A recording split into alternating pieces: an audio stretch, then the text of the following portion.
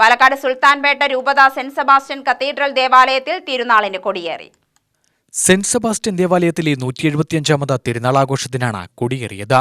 സുൽത്താൻപേട്ട രൂപതാ വികാരി general reverend മോൺമറിയ ജോസഫിന്റെ മുഖ്യ കാർമ്മികത്വത്തിലാണ് കൊടിയേറ്റ് ചടങ്ങുകൾ നടന്നത്.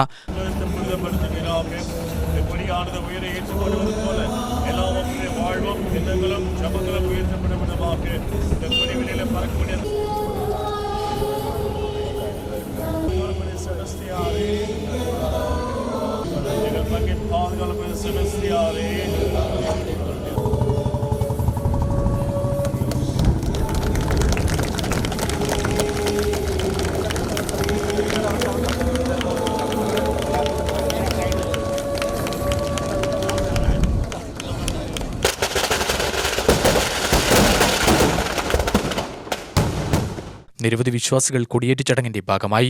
വൈകിട്ട് കത്തീഡ്രൽ സഹവികാരി റവറന്റ് ഫാദർ തദേവുസ് ഡാനിയലിന്റെ കാർമ്മികത്വത്തിൽ ദിവ്യബലി അർപ്പിച്ചു. 26-നാണ് ദേവാലയത്തിലെ തിരുനാളാഘോഷം.